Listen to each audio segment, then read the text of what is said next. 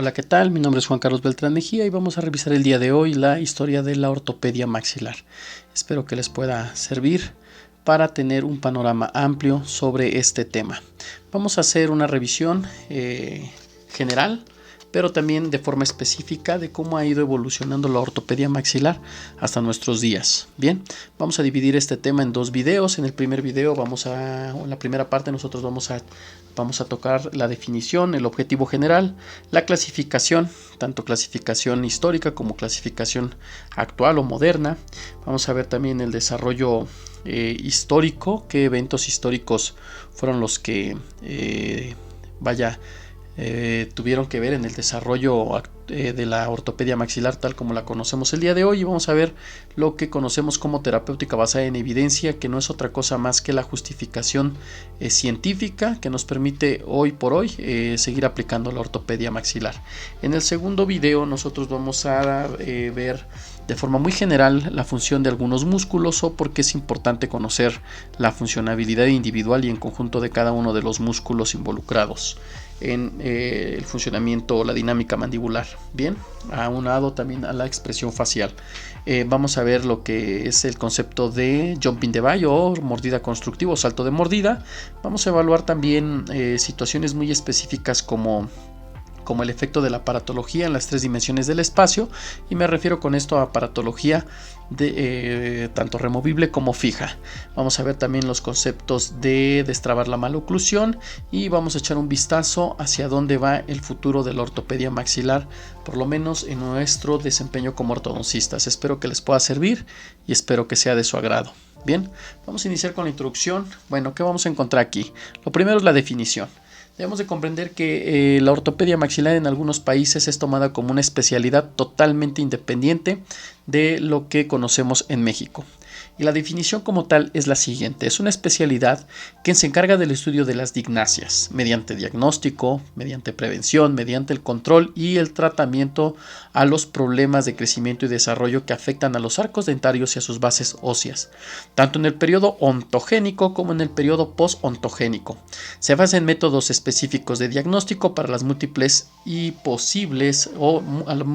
posibilidades de cambios posturales terapéuticos. Bien, ¿cuál es el objetivo de la ortopedia maxilar? ¿Cuál es el objetivo general, el objetivo específico? Bueno, es muy certera. Es remover las interferencias indeseables durante el crecimiento y el desarrollo fisiológico de las estructuras estomatognáticas, actuando directamente sobre el sistema neuromuscular que comanda el desarrollo óseo de los maxilares. Debe crear nuevos reflejos posturales y diferentes dinámicas mandibulares que mantengan la armonía del sistema estomatognático. Bien, yo voy a mencionarles ahorita dos artículos. Estos dos artículos, bueno, los que ya me conocen saben que uno de mis artículos que tengo muy de base por todos los conceptos que maneja es Where is Occlusion. Where is Occlusion va desde lo más particular a lo más general, y lo podemos ver en estos dos recuadros que pertenecen a ese artículo. O sea, nosotros debemos de respetar siempre el tejido más particular, que en este caso, pues bueno, es el órgano dentario, que va a estar constituido por esmalte, por dentina, por pulpa. Bien, a su vez el diente va a constituir lo que es el sistema masticatorio junto con el sistema articular y lógicamente con el periodonto. Si alguno de estos sistemas falla por separado, seguramente el sistema masticatorio va a tener un problema. Bien, entonces no es que nosotros seamos máquinas ni que funcionemos como máquinas, pero debemos de comprender que si algo está fuera de la normalidad o es patológico, seguramente va a repercutir a corto, largo o mediano plazo en la salud del paciente. Bien, el segundo artículo tiene que ver con la evaluación de la vía aérea superior en los pacientes clase 2 y en la aplicación de un tratamiento. ¿Cuál es la aplicación del tratamiento? El avance mandibular mediante un aparato miofuncional o un aparato funcional, como se conoce el día de hoy. ¿Por qué lo coloco de esta forma? Bueno, el concepto de irreductibilidad compleja nos los va a responder. Si nosotros tenemos, vamos a poner un ejemplo, ¿no? Si nosotros tenemos un vehículo y ese vehículo tiene gasolina, las llantas están nuevas, el vehículo está recién salido del servicio, pero si simplemente uno de los cables de la batería no está conectado, el vehículo no va a desarrollar las funciones que normalmente podría desarrollar al 100%, o en este caso no podría desarrollar ninguna función. Bien, es lo mismo que pasa cuando se pierde el equilibrio en la salud. Si hay alguna situación que rompe este equilibrio que es tan delicado, bueno, va a haber una irreductibilidad compleja. Algo que es tan pequeño como lo puede ser el órgano dentario, a la larga, si no se controla, vamos a dar un ejemplo, la erupción de un órgano dentario porque tenga ausencia del antagonista, esto nos podría provocar un punto prematuro de contacto y un desplazamiento mandibular. Estoy exagerando mucho el ejemplo, pero sería algo muy parecido a lo que les estoy comentando. Ahora, ¿cuál es el campo de acción tomando en cuenta estos dos conceptos que les acabo de mencionar, obtenidos de estos dos artículos? Bueno, el campo de acción es el hueso basal, tanto intramembranoso como endocondral, el hueso alveolar, el periodonto, la ATM y todo lo que involucra la ATM, ligamentos, bien, la neuromusculatura tanto motora como de recubrimiento y el periósteo. El periósteo en la ortopedia funcional o miofuncional es fundamental. Debemos de saber que es parte de lo que permite los cambios tanto posturales como óseos en la ortopedia miofuncional. ¿Ok? Vamos a iniciar con la clasificación general, y que es una clasificación que se encuentra actualizada, tal como hoy debemos de tomar a la ortopedia maxilar en nuestro desarrollo profesional. No es lo mismo la clasificación actualizada que tenemos hoy en día a la clasificación histórica que podemos tomar como referente solamente histórico. La ortopedia maxilar se va a dividir en tres ramas principales. Vamos a tener la ortopedia miofuncional u ortopedia ligera, también es conocida así. Vamos a tener la ortopedia mecánica o conocida como ortopedia pesada. Y vamos a tener la ortopedia asistida quirúrgicamente. Estas a su vez van a tener subdivisiones, principalmente lo que es la ortopedia miofuncional y la ortopedia mecánica. La ortopedia miofuncional se puede dividir en ortopedia bimaxilar u ortopedia monomaxilar. Es una clasificación o una subdivisión muy generalizada. Bien, en cuanto a la ortopedia mecánica, bueno, vamos a tener el concepto o la subdivisión de ortopediodoncia. Este concepto aplica mucho en los principios que propuso el Dr. Ricketts y también Sadao Sato en su técnica Mew. El Dr. Ricketts, en su filosofía bioprogresiva o técnica bioprogresiva, mencionaba el concepto de destrabar la maloclusión bioprogresivamente para lograr un avance mandibular antero-posteriormente hablando, un cambio de posicionamiento mandibular.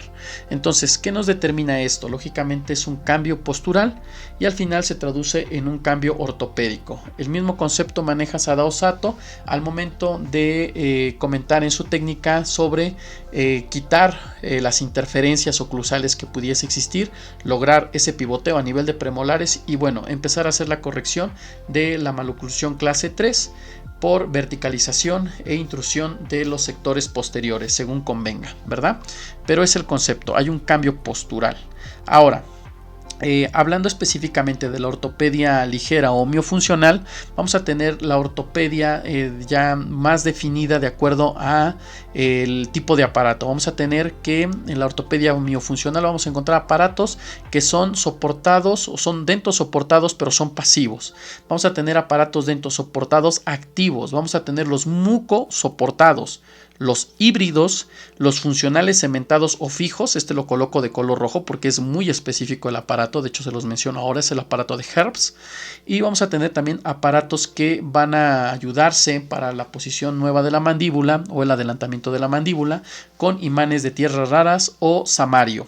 Bien, ahora, en cuanto a la ortopedia mecánica.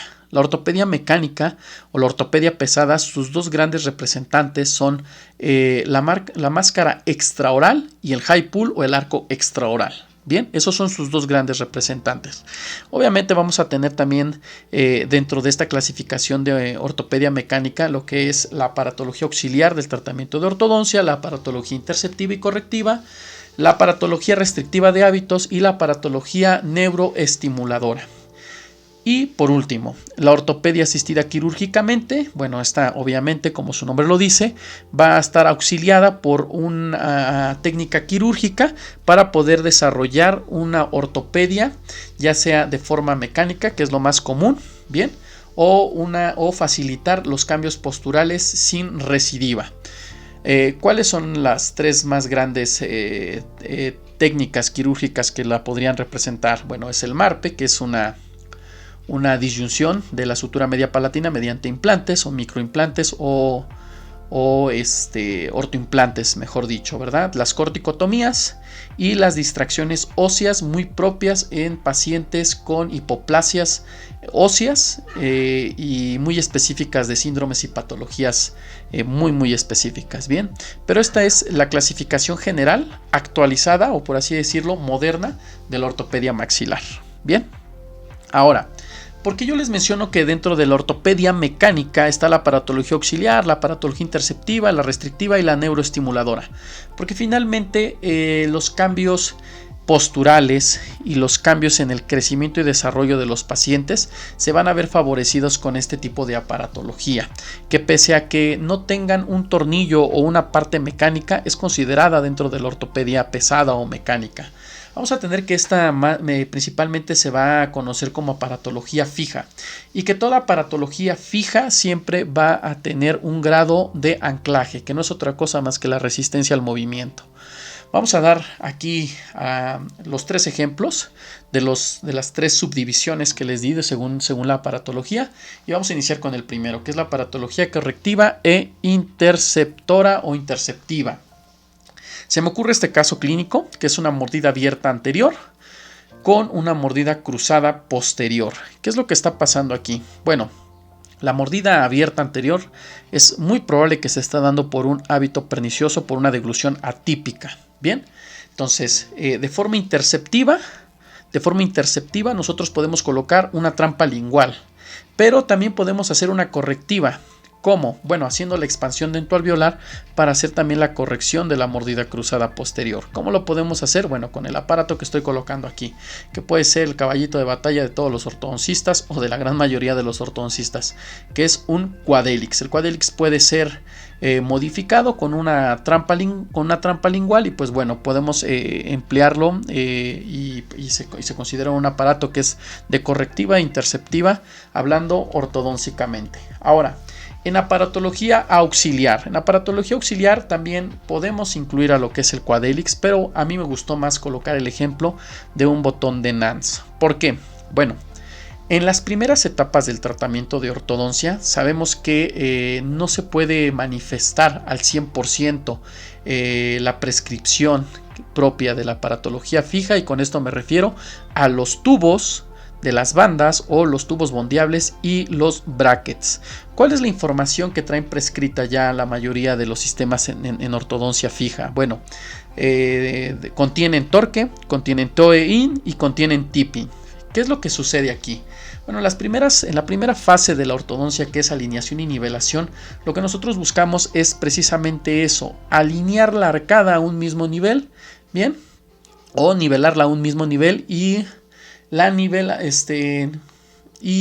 meterlas todas dentro del mismo arco. O sea, ese es el objetivo. Ahora, ¿qué es lo que pasaría aquí? Bueno, como no se puede manifestar al 100%, por ejemplo, el toe-in, entonces no va a poder hacer la corrección de ciertas rotaciones de los molares, y la obtención de espacios en corrección de rotaciones, por lo menos en dientes posteriores, pues bueno, es importante para saber hacia dónde nos dirigimos con el tratamiento. Entonces, ¿qué es lo que hacemos? Utilizamos aparatología auxiliar con calibres de alambre más pesados, calibre 0.36, calibre 0.40, para lograr corregir este tipo de malposiciones dentarias, y lógicamente también como auxiliar en la planificación del anclaje. ¿Qué logramos con esto? Pues bueno, logramos que nuestras primeras fases de tratamiento sean más rápidas y podemos diseñar un mejor control del anclaje. Entonces, por eso se considera como una aparatología auxiliar. Bien, ahora, en la aparatología interceptiva de hábitos y neuroestimuladora, aquí tenemos este ejemplo, van de la mano. Tenemos una trampa lingual, que es muy propia del diseño del Dr. Roberto Justus, y tenemos también una perla de Tucad. O sea, nosotros interceptamos el hábito, erradicamos el hábito, pero es muy probable que el paciente tenga recidivas y recaídas en este hábito. Entonces tenemos que poner un aparato que sea un recordatorio y un neuroestimulador. ¿Cuál es el ejemplo que va de la mano con esta trampa lingual? Pues una perla de Tucat. Recordemos que todos los aparatos por presencia hacen alguna modificación, y esa modificación puede ser de tipo dentaria, pero en el momento en que se convierte de tipo dentaria pudiese estar entrando dentro de la ortopedia llamada ortopediodoncia, ¿ok? Porque también podría haber un cambio postural de la mandíbula, ¿ok? Bueno, una vez que nosotros tenemos esto claro, vamos nosotros a iniciar con una clasificación histórica para saber de dónde viene el concepto de ortopedia miofuncional. Y bueno, esto se dio principalmente en el continente o en el viejo continente, en el europeo. Se dio mediante dos corrientes principales o dos filosofías de tratamiento. La que fue por aparatos funcionales, que normalmente son bimaxilares, y la que es denominada de las placas activas, que pueden ser monomaxilares y también bimaxilares. Pueden trabajar en conjunto las placas según el diseño. Ahora, los aparatos miofuncionales hacían una modificación del crecimiento y las placas activas eran más enfocadas su área de trabajo al movimiento específico de órganos dentarios. Esta filosofía es conocida como la filosofía europea o funcionalista y fue la pionera en el desarrollo de la aparatología funcional tal cual como hoy la conocemos. Esto es solamente meramente una situación histórica. Ahora, obviamente, ¿no? Había avances científicos, adelantos, y los denominados plaqueros eran vistos por la comunidad ortodóntica en muchas ocasiones como no tan serios como los de la corriente funcionalista, ¿no? ¿Qué pasaba aquí? Pues bueno, veían a las placas como muy limitadas. Sin embargo, pues bueno, sabemos que las placas hoy en día están en uso y que son bastante eficientes sabiéndolas utilizar. ¿Cómo se inició con las placas? Se inició con la placa tipo Honley en 1919 en Inglaterra. Surgieron los bloques gemelos de William y Clark. Surgió la placa tipo Schwartz. Después de la placa tipo Schwartz, bueno, sí le hicieron modificaciones. Una de ellas fue el activador de David Hamilton, que incorporó 2 tornillos de expansión, tanto en anterior como en posterior, y bueno, la llegada de los diferentes ganchos de retención. En este caso, pues bueno, aquí vamos a mencionar a 3, ¿no? Vamos a mencionar al gancho tipo Adams, al gancho en flecha y el gancho en punta o en triángulo, que son estos. También hay ganchos de bola, como lo podemos ver aquí en el cursor, y estas plaquitas, pues bueno, eran tomadas más eran tomadas más en su biomecánica para mover órganos dentarios específicamente, no tanto como para corregir o redireccionar el crecimiento cráneo mandibular. Bien, entonces vamos a continuar. Esto es un poco de texto para entender el contexto de lo que vamos a explicar más adelante. Bien, la Escuela de Estados Unidos. La Escuela de Estados Unidos fue una escuela que se desarrolló principalmente por la aparatología fija, y su máximo representante fue pues el doctor Edward H. Angle. Pues, como lo sabemos, él es el padre de la ortodoncia y inventó 4 tipos de aparatos, pero el más representativo que nos conlleva a la aparatología fija de tipo ortopédica fue el arco N. Se llamaba arco N porque era un arco de expansión, y es este que estoy señalando ahora en el cursor. ¿Cuál era su función? Hacer expansión dentoalveolar, tanto en sentido sagital como horizontal. Recordemos que la filosofía de tratamiento del doctor Angle era anti-extraccionista. A modo de ironía, él tuvo 2 alumnos, el doctor Charles Tweed y el doctor Percy Raymond Beck, que una vez que tomó clases en Estados Unidos, bueno, viajó a Australia. ¿Por qué es irónico? Porque bueno, estos 2 doctores empezaron a trabajar con los tratamientos de ortodoncia mediante extracciones de premolares.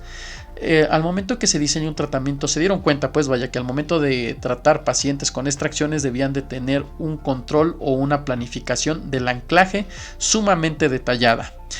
¿A qué condujo esta situación? Lo que propició fue, lógicamente, el uso de aparatos que deberían de estar de forma fijos permanentemente en la boca del paciente para tener el control de las fuerzas, evitar el movimiento que fuese pernicioso o que no fuese correcto, y lógicamente ganar el mayor espacio y poder acomodar los órganos dentarios para que tuvieran la mayor estabilidad oclusal. Entonces, prácticamente, pues bueno, de una filosofía anti-extraccionista nos pasamos a una filosofía donde en muchas ocasiones se abusó de las extracciones, ¿no? Lo que sí debemos de reconocer al doctor Charles Tweed, pues bueno, es lógicamente que él fue el primer ortodoncista reconocido en Estados Unidos, específicamente en Arizona, y fue un luchador incansable por, legislar la práctica ortodóntica como tal, que la ortodoncia la hagan los ortodoncistas, y él fue el primero que propuso una ley de práctica ortodóntica en 1929. Gracias a él es que hoy nos podemos denominar como especialistas, pues vaya, con título. Ahora, el doctor George Crosat inventó un aparato que finalmente, pues bueno, no era fijo, era removible, pero está considerado dentro también de la escuela estadounidense. Era un expansor, el cual se conoce como el aparato de Crosat, y estaba hecho en una aleación de oro. Bien, una de las situaciones también aquí importantes que debemos de tomar en cuenta es que en este momento en Estados Unidos, pues bueno, no había ninguna restricción de materiales, y ahora van a saber por qué lo comento y por qué es importante que yo les diga la restricción de materiales y de aleaciones. Bueno, los dos grandes eventos mundiales que intervinieron en el desarrollo no tan solo de la ortopedia, sino de muchas ramas científicas, fue desafortunadamente tanto la Primera como la Segunda Guerra Mundial. Esto, bueno, nos llevó a dos generaciones de ortodoncistas que se dieron en América y dos generaciones de ortodoncistas que se dieron en Europa. La primera generación en Estados Unidos fue de 1930 a 1970 y el principal representante pues fue el doctor Angle. Obviamente pues hubo más investigadores, más ortodoncistas que influyeron, como lo fue Kingsley, Noyers, Tweed, Broussard y Begg. Begg, como recordarán, les digo, se fue para Australia. Bien, y allá empezó a desarrollar más específicamente lo que es el arco de canto y la planificación del anclaje. Mientras en Europa, pues bueno, estaba en auge lo que era la aparatología removible o la aparatología funcionalista, y sus principales precursores o investigadores fue Pierre Robin, fue Herbst, fue Viggo Andersen y fue Carl Holp. Ellos a su vez tuvieron gran influencia en la segunda generación de ortodoncistas importantes en Europa. ¿Cuáles fueron ellos? Bueno, fue Walters, fue Bimler, fue Harbold y fue Frenkel. Ellos a su vez se trasladaron en varias ocasiones para Estados Unidos e hicieron varias aportaciones de tipo científicas y filosóficas en los tratamientos ortopédicos y ortodóncicos, y esto pues lógicamente fueron desarrolladas e investigadas por Melvin Moss, por McNamara y por Petrovic. Ellos a su vez, lógicamente, fueron parte fundamental en la influencia de conocimientos y filosofías de tratamientos en la segunda generación de ortodoncistas americanos, que fue Strang, Steiner, Andrews, Ricketts y Roth. Bien, así es más o menos como se fueron desarrollando los eventos históricos y fue como se fue desarrollando la ortopedia maxilar.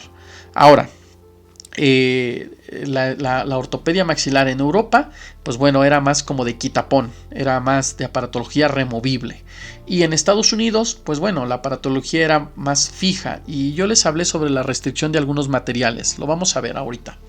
Vamos a hacer una pequeña línea del tiempo, solamente a manera de recordatorio, y ver cómo va influenciando la colocación de aparatos y posteriormente la investigación científica sobre estos aparatos. Bien.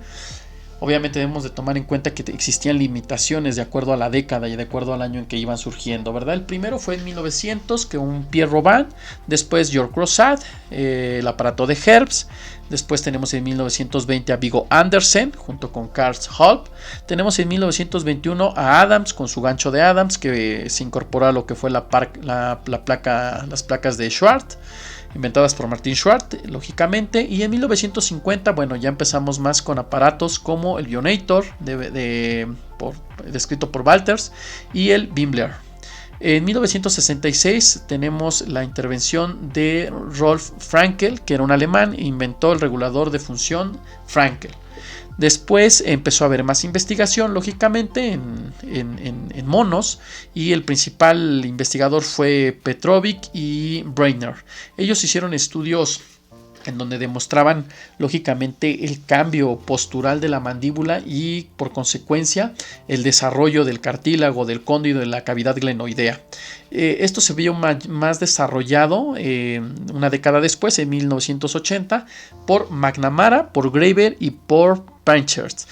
A esto ya le denomino yo como terapéutica basada en evidencia científica, que fue lo que le dio sustento y credibilidad a la ortopedia miofuncional.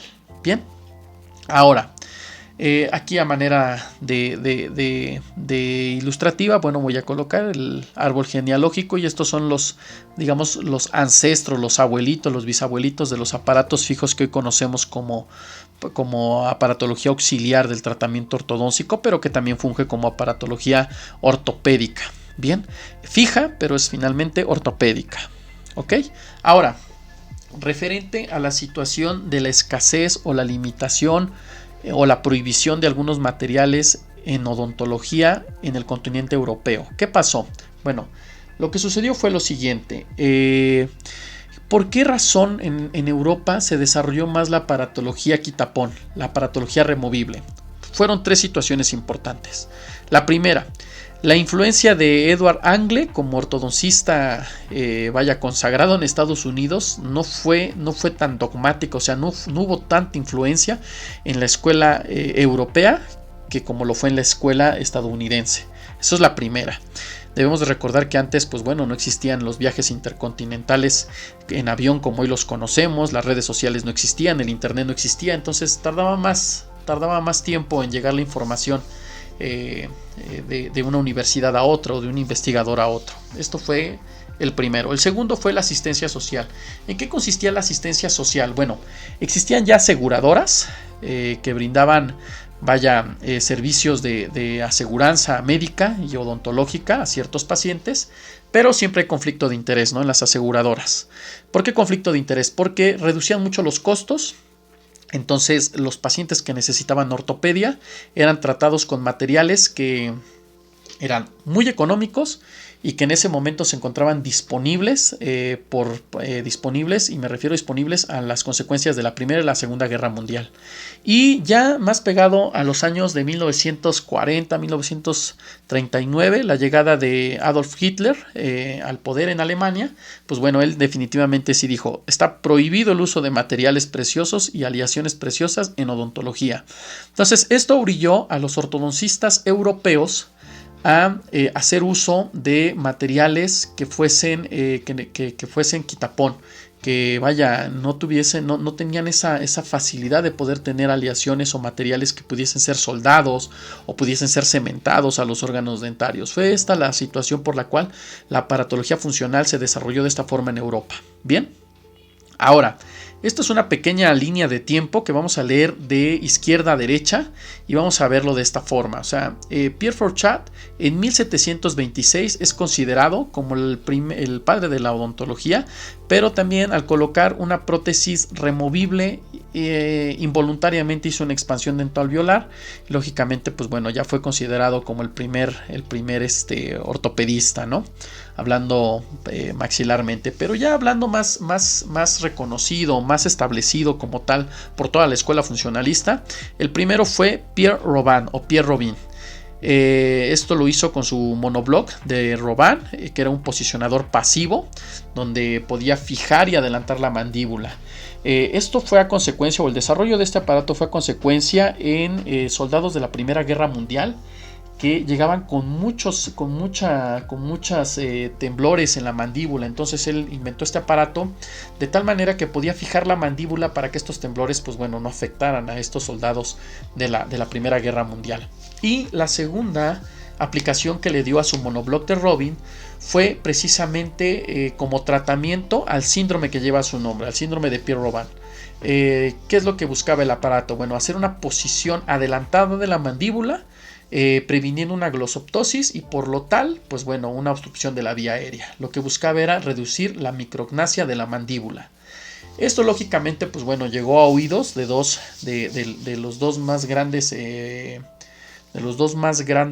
representantes de la ortopedia funcional de los maxilares, que fue el doctor Viggo Andersen y el doctor Carl Holp.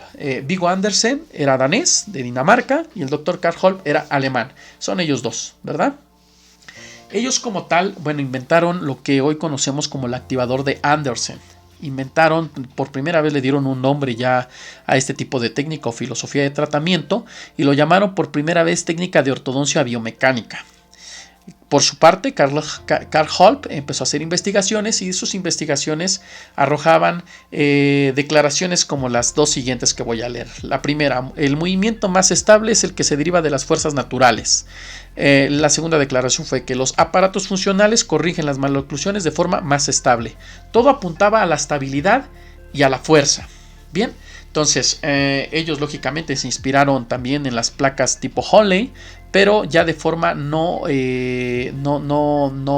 monomaxilar, sino ya la aplicaron de forma bimaxilar, pudiendo integrar esa posición de la mandíbula en conjunto con el maxilar. Ahora, ellos dos fueron estudiantes de una universidad que se llamaba Oslo. Oslo se encontraba en Noruega, por eso este sistema se conoce como el sistema noruego. Bien, ellos a su vez tuvieron contacto con dos grandes funcionalistas también, pero ellos eran americanos. Era Norman Kiesler y era Calvin Case.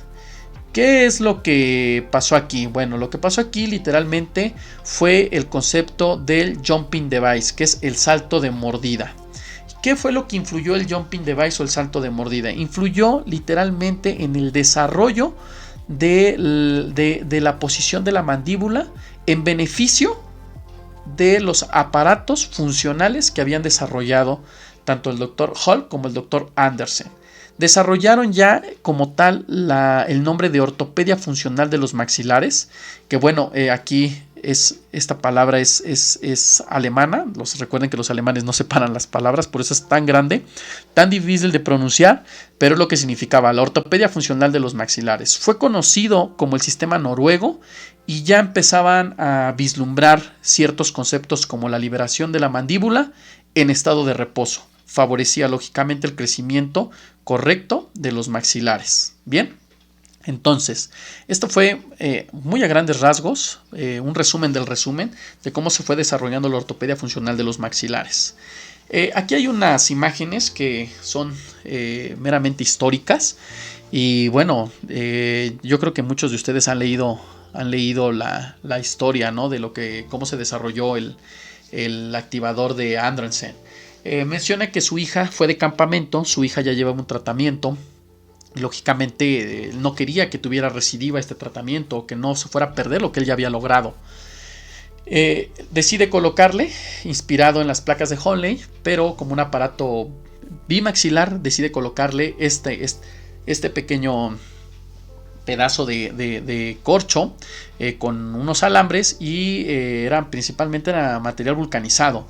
Entonces lleva a su hija a una relación maxilar más correcta, hablando anteriormente, hablando en el plano sagital, y entonces la hija se va de campamento. Cuando regresa se sorprende Viggo Andersen y se sorprende Carl Holp al ver que los cambios de posición habían sido estables y que la maloclusión, que era tan severa de clase 2, se había corregido.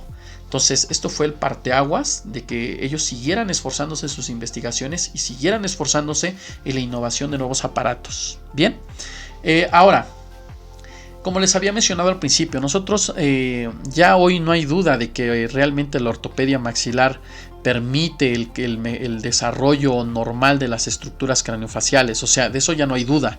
Sin embargo, lo tenemos que justificar mediante el término que se conoce como terapéutica basada en evidencia. Fueron 4 los autores que principalmente estudiaron el crecimiento y la modificación de la cavidad glenoidea, del cartílago y del cóndilo mandibular. ¿Quiénes fueron? Fue Hotz, fue Igarashi con sus colaboradores, fue Korkaus y fue Petrovic con su famoso servosistema de Petrovic y sus colaboradores, lógicamente. Ellos se dieron cuenta que había una modificación Al momento que había un jumping device o un salto de mordida, había una modificación en ciertas estructuras de los monos y de los animalitos a los cuales sometieron a estos estudios, y esta modificación es que existía aposicionamiento y reabsorción de hueso tanto en la cavidad glenoidea como en el cóndilo, y lógicamente modificaciones en los cartílagos o en los centros de crecimiento cartilaginosos. Bien, esto también se apoyó más adelante con lo que es precisamente la hormona del crecimiento, donde se dieron cuenta que en la noche era donde los pequeños o los infantes tenían mayor desarrollo de crecimiento y mayor potencial de crecimiento. Es por eso que hoy tenemos muy claro los conceptos de hacer una ortopedia miofuncional a tiempo completo. A tiempo completo, esto ya lo había vislumbrado en aquellos años el Dr. Franken, ¿no? Obviamente, como todo, pues bueno, en 1980 esto fue investigado por Graeber. Y siempre hay conflicto de interés, siempre que hay algún avance nuevo en algún área de la salud o en cualquier área científica, siempre hay conflicto de interés. Y vino el grupo de Roth, de William y Roth, y pues bueno, ellos no creen mucho en la ortopedia miofuncional. De hecho, bueno, yo también no estoy muy de acuerdo con algunos conceptos del Dr. Roth. Sin embargo, bueno, es una autoridad en la ortodoncia y no venimos aquí a juzgar los conceptos ni la filosofía de William y Roth. Lo que nos interesa es que debemos de comprender siempre que debemos de ser objetivos con lo que nosotros aplicamos en nuestra consulta. Hoy en día, en el 2020, pues bueno, 2020-2021 surgen las llamadas aletas posicionadoras de Invisalign, y pues bueno, esto ahora sí creo que por el costo que tiene Invisalign, creo que sí hace crecer la mandíbula, ¿no? Pero bueno, no es broma, solamente es a manera de reflexión de que siempre hay conflicto de interés. O sea, la ortopedia maxilar siempre ha existido, y lo mismo puede ser con un aparato de un alto costo y de un alto marketing de venta, como puede ser Invisalign, que como lo puede ser un aparato que se puede manufacturar en un laboratorio o en el consultorio del ortodoncista. O sea, funcionan. Finalmente hay un cambio en el crecimiento y desarrollo craniofacial del paciente. A eso me refiero. Bien, ahora, ¿por qué los músculos siempre ganan cuando se pelean contra los huesos? ¿Por qué? Por un concepto de Wolf y Rose, por un concepto de Woodside y sus colaboradores. Estos dos conceptos hablan, uno, de la vicoelasticidad de los tejidos, y dos, que es a mí el que más siento que es aplicable a la ortopedia miofuncional, que es la teoría de la adaptación funcional descrita por Rose. Esto lo pueden encontrar en el capítulo 12 de Ortodoncia, Principios y Técnicas Actuales de Graeber. Bien, ¿qué es lo que pasa? Bueno, tal cual, así como lo dice, la forma hace la función, y estas están íntimamente relacionadas. Si yo tengo una deficiencia por algún síndrome, por alguna patología o por alguna situación X a determinar donde no está permitiendo que exista la función, simplemente no va a haber una forma correcta o un desarrollo correcto de las estructuras que están soportando a los tejidos blandos. La vicoelasticidad y la plasticidad ósea van de la mano. ¿Por qué? Porque acuérdense, se los dije, o sea, el periósteo permite que la tracción muscular y la redirección de los músculos sin que existan interferencias va a provocar una vicoelasticidad y una plasticidad ósea, la cual va a llevar a una modificación del crecimiento cráneo cérvico-facial. Esto es ortopedia, tal cual. Creo que es el concepto que mejor describe y justifica científicamente el uso de la ortopedia miofuncional y el uso de cualquier ortopedia, háblese mecánica, ligera o quirúrgica. Ahora, nuevamente lo repito, cuando los huesos y los músculos se enfrentan en una batalla, los músculos siempre ganan. Voy a poner dos ejemplos para que lo puedan visualizar. Uno es de tipo patológico. Tenemos al doctor Stephen Hawkins, que por alguna enfermedad muy propia de los músculos, pues bueno, fue deformando a sus huesos. ¿Quiénes ganaron cuando se pelearon? O sea, los músculos le ganaron a los huesos. No podemos decir que es un cambio ortopédico, porque obviamente ortopedia viene del vocablo de orto, derecho, pedio, pediátrico, ¿no? Pero sin embargo, si vemos un cambio deformante en la estructura ósea. ¿Por qué razón? Por una enfermedad propia de los músculos, de los nervios, de los ligamentos. Bien, ¿qué es lo que pasó aquí? Bueno, hubo una batalla y quien acabó ganando siempre fueron los músculos. Ahora, me podrán decir, bueno, esta es una situación patológica, pero también recordemos a los prehispánicos de Mesoamérica y de Mesoamérica, principalmente de Mesoamérica y de Centroamérica. Ellos también provocaban deformaciones craneales, deformaciones faciales. Finalmente, pues eran deformaciones propias de su cultura, pero había cambios ortopédicos o cambios o deformaciones óseas, ¿bien? No lo podemos decir cambios ortopédicos porque no son favorables en este caso, ¿no? En este caso son desfavorables. A lo que voy y a lo que concluyo. Bueno, si una patología o una intervención cultural puede hacer un cambio ortopédico desfavorable, ¿por qué no creer que, o por qué poner en duda, mejor dicho, no es que yo no lo crea, yo creo 100% en la ortopedia miofuncional, sino el por qué algunos ortodoncistas ponen en duda la ortopedia miofuncional mediante un cambio favorable del engrama muscular? Es una locura. Sin embargo, hay ortodoncistas hoy en día que en público lo dicen: la ortopedia miofuncional no funciona.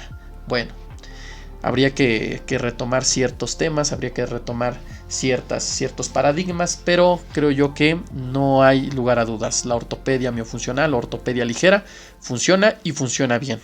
Vamos a revisar en el segundo video situaciones más específicas de la ortopedia miofuncional. Espero que les haya servido. Estamos en contacto. Saludos.